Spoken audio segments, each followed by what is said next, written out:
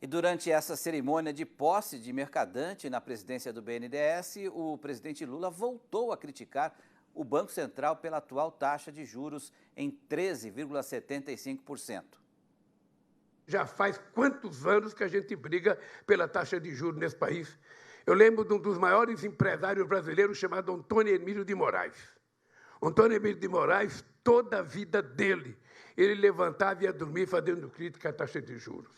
O meu vice Zé Alencar, não tinha uma reunião de governo que o Zé Alencar não fizesse crítica à taxa de juros. E eu pensei, bom, agora resolveu tudo, o Banco Central é independente, não vai ter mais problema de juros. Lê de engano. O problema não é de banco independente ou banco ligado ao governo. O problema é que esse país tem uma cultura de viver com juros altos que não combina com a necessidade do crescimento que nós temos. Não existe nenhuma justificativa para que a taxa de juros esteja, nesse momento, a 13,5%. É só ver a carta do cupom para a gente saber que é uma vergonha esse aumento de juros e a explicação que eles deram para a sociedade brasileira. Já já vamos conversar com o Miguel Daúde sobre essas falas de Lula e Mercadante, mas antes vamos conferir a atualização do relatório Focus do Banco Central, que pela 8ª semana seguida elevou a projeção para a inflação no Brasil ao fim deste ano. E na contramão do avanço inflacionário previsto, a estimativa de crescimento da economia brasileira caiu.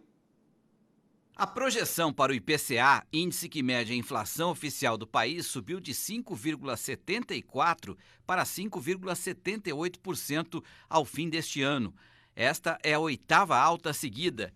Já a expectativa inflacionária para 2024 avançou de 3,90% para 3,93%. Referente ao Produto Interno Bruto, que é a soma das riquezas do país, a projeção para 2023 caiu de 0,80% para 0,79%. Já para 2024, o Focus manteve a previsão de crescimento da economia brasileira em 1,5% por mais uma semana. A expectativa para a taxa básica de juros ao fim de 2023 ficou estável em 12,50%. Para o fim de 2024, aumentou de 9,50% para 9,75% ao ano. A previsão para a cotação do dólar foi mantida em R$ 5,25. Para 2024, o câmbio segue em R$ 5,30. Conectado aqui com a gente, o comentarista Miguel Daúde, para analisar essas falas aí do Mercadante e também do Lula. Ô Daúde, todos os países do mundo, né, inclusive os desenvolvidos, né, Estados Unidos, têm usado essa estratégia de aumentar a taxa de juros para combater a inflação.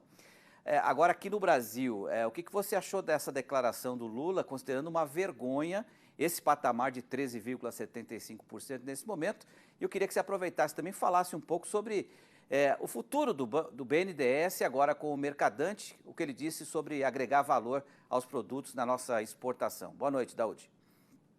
Boa noite, Petri. Boa noite a todos. Bom, Petri, vamos começar pela fala do Mercadante, né? O Mercadante, sem dúvida nenhuma, ele coloca uma posição, a meu ver, super correta em relação ao BNDES. Você financiar a indústria brasileira, você tornar a indústria brasileira competitiva em relação ao mundo, você não usar subsídios para empréstimos, né, como até então foi feito. Isso tudo é muito positivo, é um plano, na minha opinião, muito bom. Mas, na prática, eu diria a você que a chance disso acontecer é zero. Por que é zero? Em primeiro lugar, a indústria brasileira hoje está sucateada. O Brasil, os nossos automóveis, né, que são aqui montados, 60%, 70% das peças são importadas da China.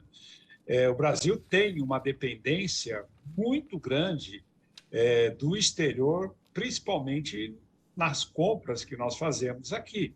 Hoje, você não compra peça de carros fabricada no Brasil, você não compra peças de máquinas fabricadas no Brasil, é tudo fabricado fora do Brasil. O Brasil perdeu toda a indústria brasileira perdeu a capacidade. Agora, por que isso aconteceu? Aconteceu porque o Brasil nunca teve um ambiente de competitividade. As nossas taxas de juros sempre foram altas, eu vou responder ao presidente, né, sobre isso. A nossa inflação sempre foi alta. Agora, mas por que isso acontece? Então, eu diria ao ilustre ministro, presidente do Banco BNDES, Mercadante, que ao invés dele colocar esses planos, ele tinha que estar junto ao Ministério da Economia para mudar a realidade da economia brasileira, que não tem dinheiro para investir em absolutamente nada. Eu acho que ficou claro, o plano é bom, mas em termos de possibilidade de ocorrer, zero. Nada vai acontecer, porque as nossas condições são muito ruins. Com relação ao presidente, eu tenho aqui, presidente, uma série de razões por que a taxa de juros do Brasil é alta. Em primeiro lugar, a inflação do Brasil é elevada, né? A nossa inflação, recentemente, chegou a quase 12%. Né? A inflação agora nos Estados Unidos, que está ali, que tem uma inflação alta, na casa de 4%, né, de 5%, 6%, e está caindo. A nossa não, a nossa subiu muito. Agora, por que subiu muito? Porque nós não temos exatamente condições de ofertar produto. E a inflação, presidente, não sei se o senhor não sabe, ela é um fenômeno econômico que decorre do descontrole entre oferta e demanda. Pode ser pelo lado da oferta, que foi o caso, pelo lado da demanda, quando os brasileiros têm dinheiro no bolso, que não é o caso, né? Que o brasileiro sempre precisou de ajuda da rede de proteção social. Então, essa é uma razão. A outra razão é a instabilidade política, né? O Brasil vive uma instabilidade política eterna, né? A outra coisa é o nosso déficit fiscal. Mas o nosso déficit fiscal não é alto. Sim, é alto em proporção à nossa capacidade de pagar, né? Porque nós vamos pagar 700 bilhões de juros. E tem outras aqui em relação à política monetária. Então, quando o senhor coloca esse posicionamento em relação ao Banco Central, o senhor está jogando gasolina na fogueira. O senhor está jogando, mas o Banco Central... Não, porque a taxa de juros, a inflação que passou, a que a gente vive, está vivendo, né? Agora, quando o senhor coloca isso, o senhor traz uma situação pior lá da frente para o presente, e nós nunca vamos conseguir. Então, nós temos que ter um entendimento, e eu vou voltar aqui a dizer, Pedro, para encerrar o meu comentário, que administrar um país, eu sei que não é fácil, né? Não é fácil. Para a gente que é comentarista, é fácil falar, né? Você fala... Agora, quem está aí, eu sei que é difícil, mas o senhor tem que ter um projeto. Qual é o projeto que o senhor tem? Até agora o senhor não apresentou o projeto, presidente. Como é que o senhor vai fazer o Brasil crescer? Pela economia interna? Pela economia externa? As políticas mudam, então nós temos que ter um projeto. Quando a gente tem um projeto, a gente sabe o que fazer, como fazer e de que forma fazer. Essa forma que nós estamos vivendo, tudo bem, o senhor está aí há um mês e pouco, é muito cedo, mas já deveria ter dado sinais do que vai fazer, porque reforma fiscal não resolve o nosso problema. Ela melhora a expectativa que pode ser estragada por esse cenário. Então, Petri, eu diria o seguinte, precisaria sentar, ter um projeto, instituir metas para fazer esse Brasil crescer.